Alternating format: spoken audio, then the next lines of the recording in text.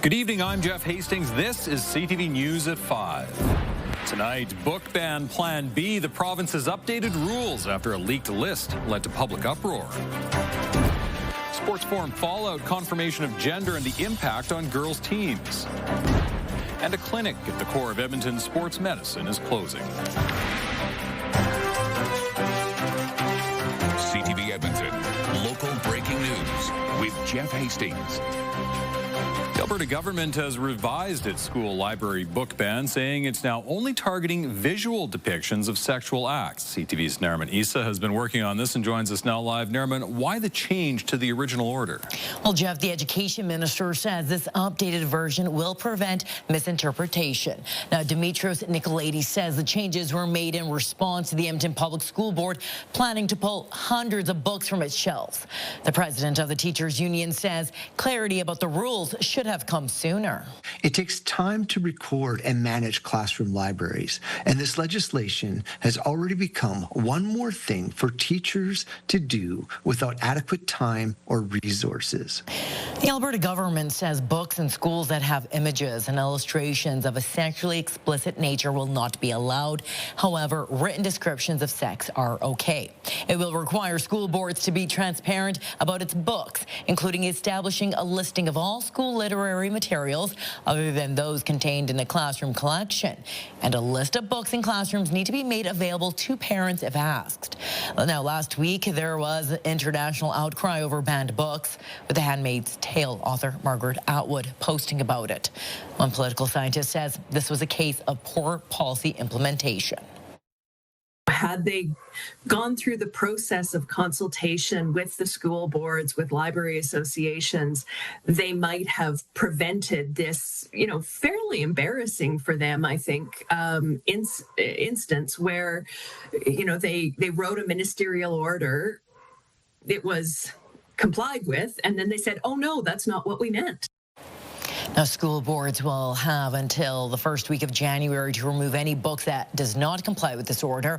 However, school divisions have until the end of October to give the province a list of books they plan to remove under the new rules.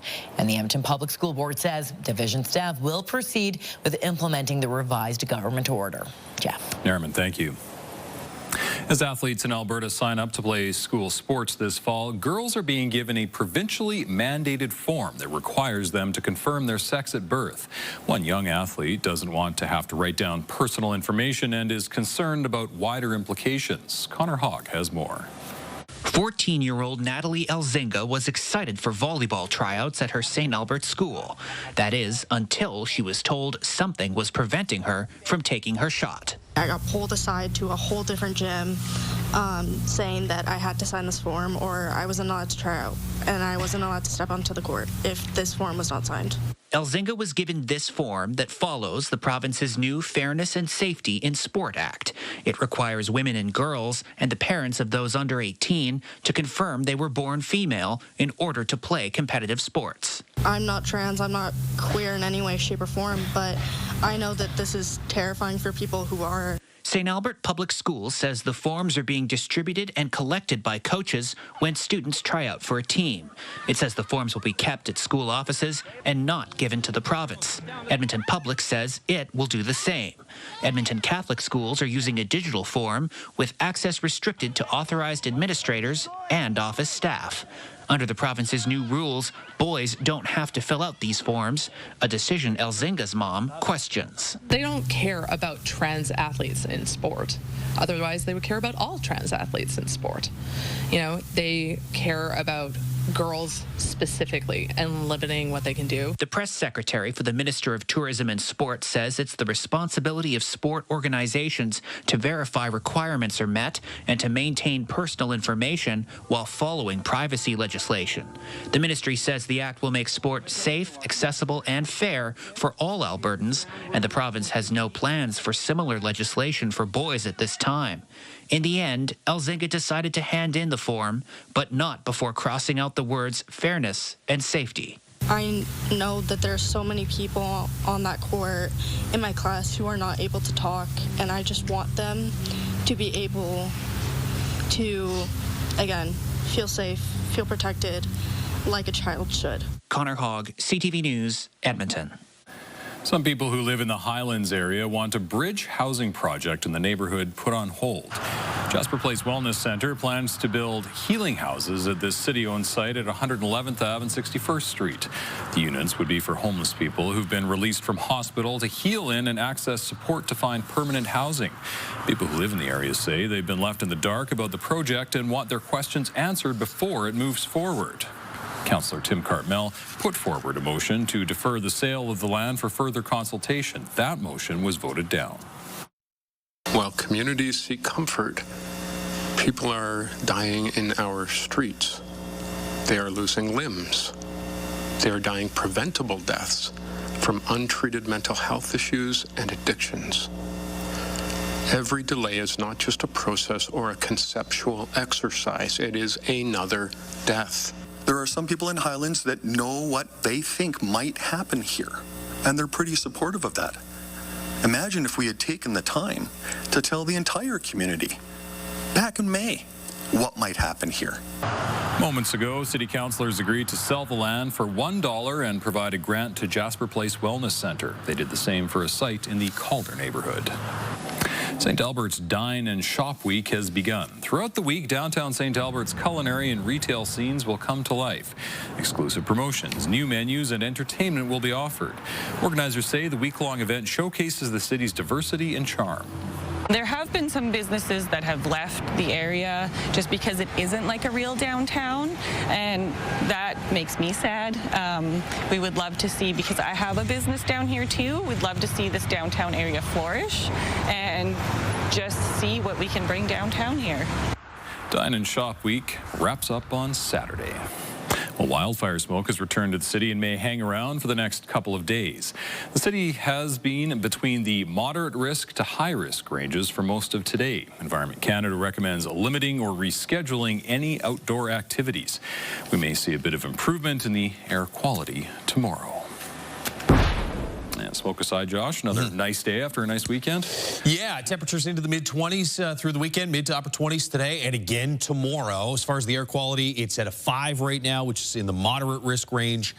We've been as high as 8 at 10 o'clock this morning, but for most of the day, somewhere around 5 or 6. I think tomorrow will be in the 4 or 5 range, so you may not notice that much difference. 27, your current temperature, and that is the daytime high, 25s and 26s outside the city, with the exception of the international airports at 27. We started the day at 10 degrees, 2 degrees warmer than average, and ended up 8 degrees above average through this afternoon. And it looks like we'll be in the same ballpark tomorrow. Here's what it looks like outside right now with the CTV drone. Fairly clear skies with that haze hanging over top of the Edmonton region. We do have some thunderstorms that have bubbled up in through the foothills, but we will not see any of that. It should be a beautiful evening here in the Edmonton area tonight. A little better chance overnight tomorrow night to maybe see a hit and miss shower. But here's what's going on right now for the second straight day through the foothills, mountain parks. You've had some isolated thunderstorms. It's off to the west of the Rocky Mountain House region and will not move east. It will just die out in through the foothills over the course of the next couple of hours. So fairly clear skies, but hazy through this evening. 19 degrees for a mid-evening temperature, and then 13 tomorrow morning. Mild start to the day, and up to about 28 for a daytime high tomorrow afternoon. In fact, we stay in the mid to upper 20s right through the weekend. Take a closer look at that and that slight chance of a shower late tomorrow night in just a few minutes. Thank you, Josh. Coming up next, the University of Alberta Sports Medicine Clinic forced to shut its doors after more than 30 years. The financial losses that we've seen, despite efforts on everyone's part, are just beyond what we can continue to carry. Brought to you by James H. Brown Injury Lawyers, the heavy hitters of injury law. You're watching CTV News at 5. An Edmonton-based Canadian Armed Forces member reported missing in Latvia last week has been found dead. Warrant Officer George Hull was reported missing last Tuesday. His body was found Friday. He was a vehicle technician with the 408 Tactical Helicopter Squadron in Edmonton. He was deployed as part of the Aviation Battalion to the NATO Multinational Brigade. Officials say there's no indication Hull's death poses a threat to other deployed armed forces. Hull had been a member of the Canadian Armed Forces for almost 20 years and was a veteran of several missions.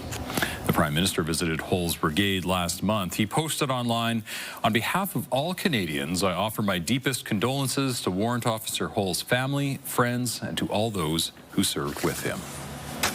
The Glen Sather Sports Medicine Clinic at the University of Alberta will close in the new year. CTV's Merrick Takash explains why. Really disappointing to hear that they're going to be closing. After 36 years of providing care for patients, the Glen Sather Sports Medicine Clinic is closing. One patient we spoke with has been getting treated at the clinic for 2.5 years. They just have really good staff who's really experienced, and they focus on sports injuries, and I feel like I've received a level of care here that I haven't found in private clinics. The University of Alberta says the needs of elite and varsity sports teams have changed, meaning many teams now have their own specialists and clinicians. In 1988, this was groundbreaking. This idea of bringing all of these specialists together to work in collaboration really set the standard within the city and beyond. Since 2020, the clinic has recorded annual losses ranging between $600,000 and $900,000. Obviously, the financial losses that we've seen, despite efforts on everyone's part, are just beyond what we can continue to carry. The closure will terminate 10 full-time employees, 4 part-time positions, and 7 casual positions. So we're working with the clinicians right now to find out where they'll transfer their patients.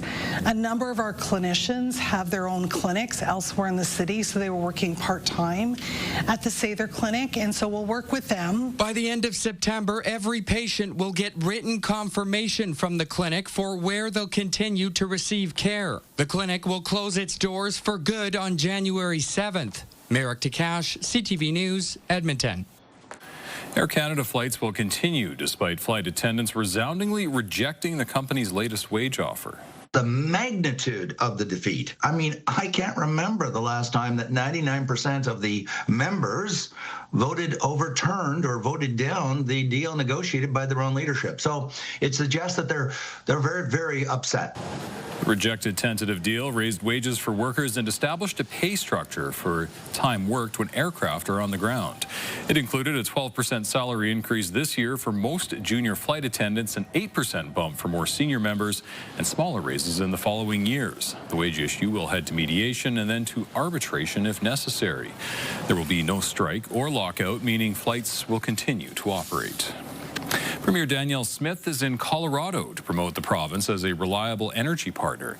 The Premier is meeting with politicians and industry leaders in both energy and agriculture. Smith and Colorado's governor previously signed a memorandum of understanding to align and improve regulation. It also looks to share best practices in areas like carbon capture and hydrogen development.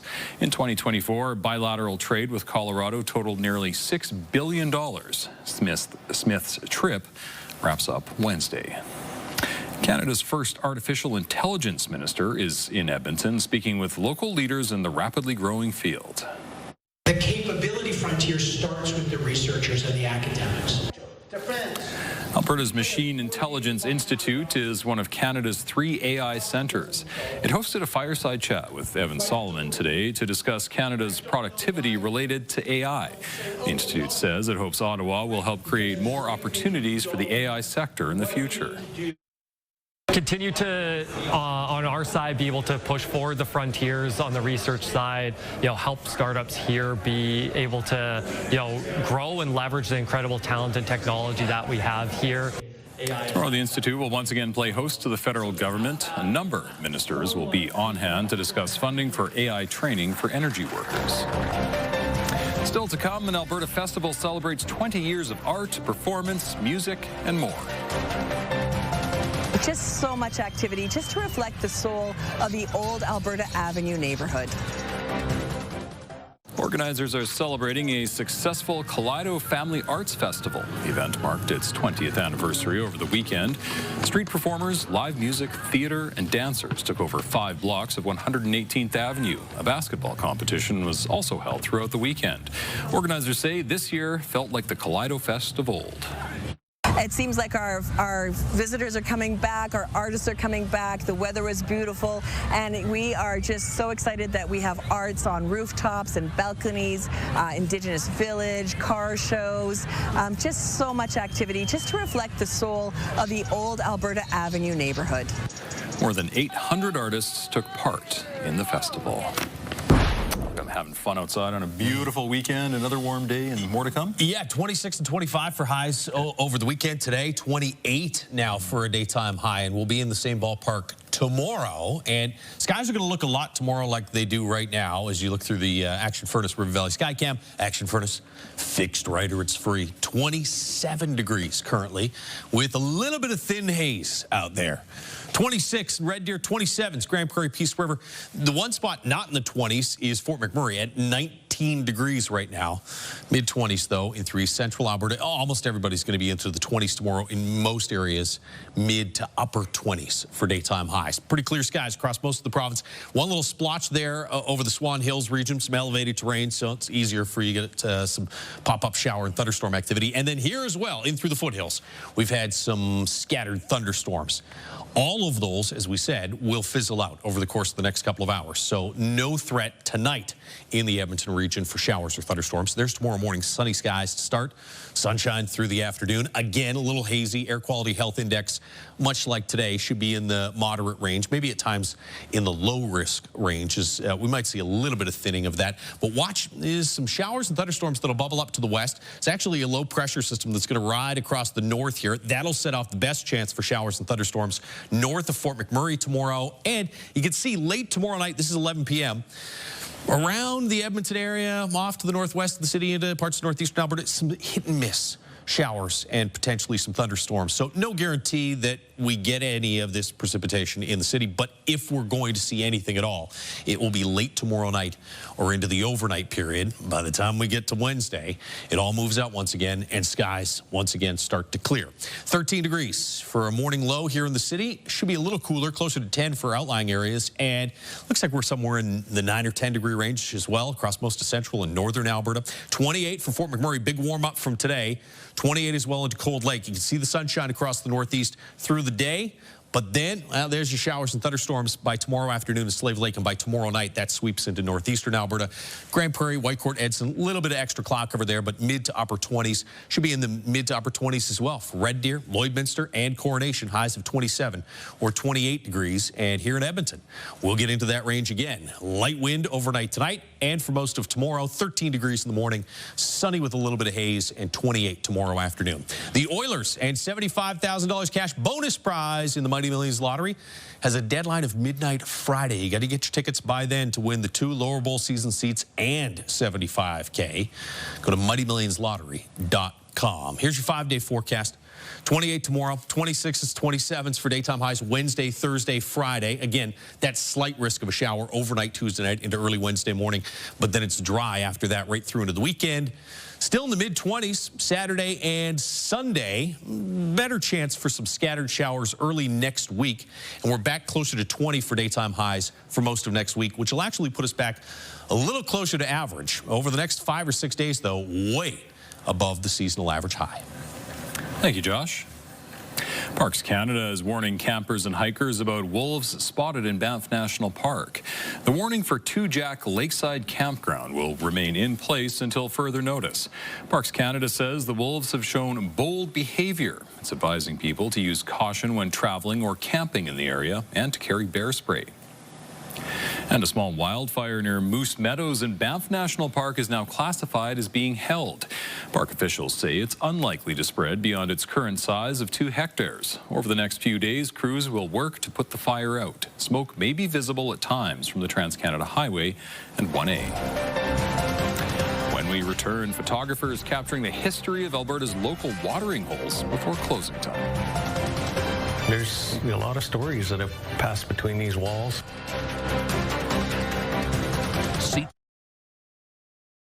Programming brought to you by James H. Brown Injury Lawyers, the heavy hitters of injury law. A playful duo stole the show at a golf tournament in Golden this weekend. A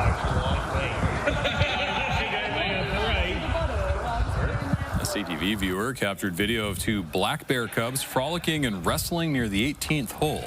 The cubs are about 2 years old and were apparently born on or near the course. Golfers took a break until the bears finished playing.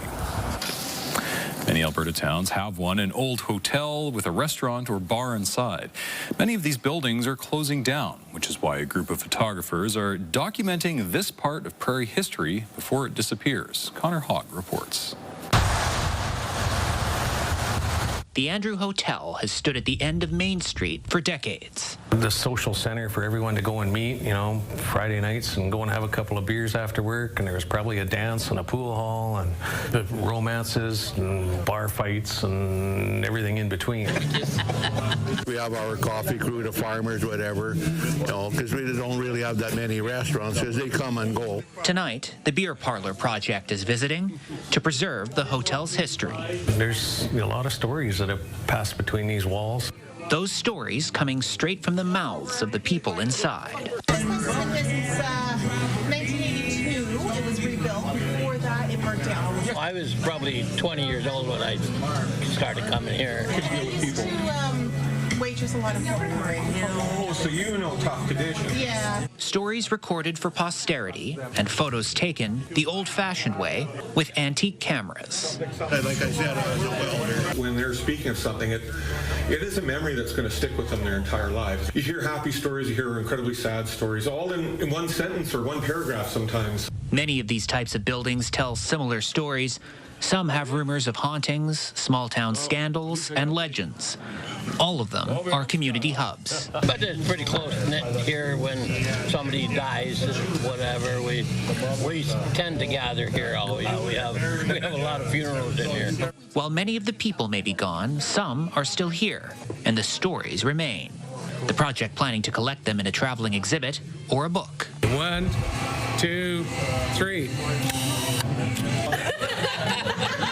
Nothing's groundbreaking, nothing's earth-shattering, but just you piece them all together and it just tells a story of what life was like 100 years ago or 75 years ago. Through the lens of the Beer Parlor Project, stories are told that may be ordinary, but are also worth telling. In Andrew, Alberta, Connor Hogg, CTV News. And that is our show for this evening. Thank you very much for sharing your time with us. CTV National News is next.